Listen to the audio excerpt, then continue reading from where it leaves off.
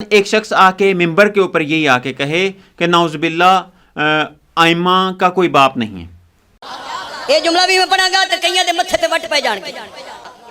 ہائے ہائے امام فرماتے ہیں ہم میں سے کوئی کسی کا باپ نہیں، ہم میں سے کوئی کسی کا بیٹا نہیں. یہ باپ اور بیٹا کون کی مخلوق ہے؟ کون نہ تھا، ہم تھے. انڈائریکٹلی وہ نعوذ باللہ یہ کہہ رہا ہے کہ آئمہ کا بھی درجہ خدا کے درجے پہ ہے. نعوذ باللہ. دیکھیں نا، خود خدا نے یہ فرمایا کہ نہ تو وہ کسی کا باپ ہے نہ وہ کسی کا بیٹا ہے، یعنی نہ بیٹا ہے کسی کا نہ کسی کا باپ ہے. اب ایک شخص آ کے آئمہ کے بارے میں یہ کہے کہ ان کا کوئی باپ نہیں ہے، یہ بھی شرک کے زمرے میں آتا ہے، یہ بھی آئمہ کے اوپر تہمت کے زمرے میں آتا ہے، یہ بھی جھوٹ کے زمرے میں آتا ہے. مثلا ہم بات کرتے ہیں حضرت ابو طالب کی، کس کے باپ ہیں وہ؟ مولا علی علیہ السلام کا نام یہی ہے. عرب میں تو کسی شخص کو پہچاننے کے لیے کس چیز کا سہارا لیا جاتا ہے؟ یا اس کی کنیت کا سہارا لیا جاتا تھا یا اس کے لقب کا سہارا لیا جاتا تھا.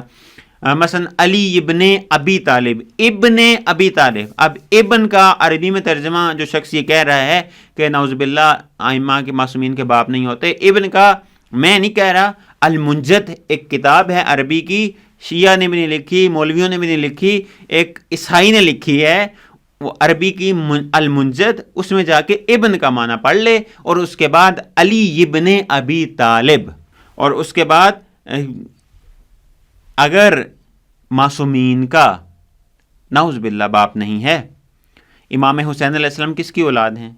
جناب سیدہ کس کی اولاد ہیں؟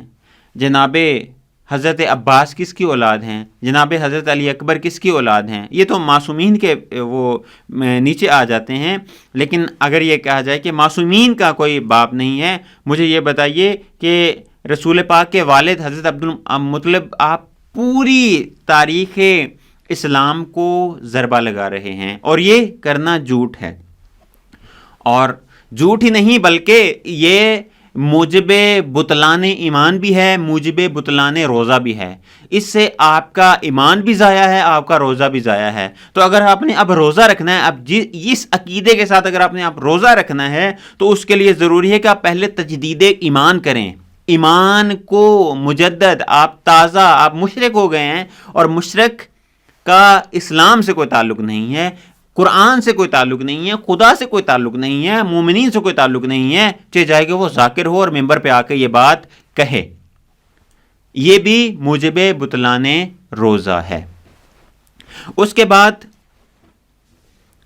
اگر فرق نہیں پڑتا کہ اگر یہ جو جھوٹ بول رہا ہے انسان روزے کی حالت میں، وہ خود ساختہ ہو یا کسی نے اس کو یاد دلایا ہو، یعنی خود کہے یا کہیں سے پڑھ لیا ہے اور پڑھنے کے بعد آ کے بیان کر رہا ہے، تو یہ بھی موجب بطلان روزہ ہے، یعنی روزے کو باطل کرنے کے لیے کافی ہے.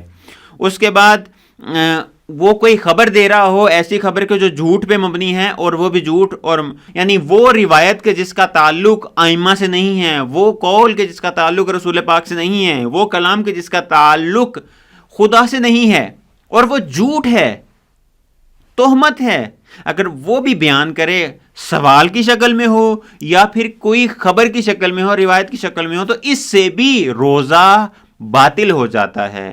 اب یہاں پہ ایک نقطے کی طرف اشارہ کرتے چلوں. دیکھیں، اگر ایک شخص نے جھوٹ بولا ممبر کے اوپر آ کے یا کسی بھی جگہ پر، دوسرا شخص آ کے یہ کہتا ہے کہ اس نے یہ قول کو بیان کیا، اس طرح کی بات کی، یعنی نقل قول کیا ہے، تو نقل قول کرنا اس سے روزہ باطل نہیں ہوتا، کیونکہ کسی اور کا قول کسی اور کو بتایا جا رہا ہے کہ اس نے یہ بات کی ہے، تو اس سے روزہ باطل نہیں ہوتا.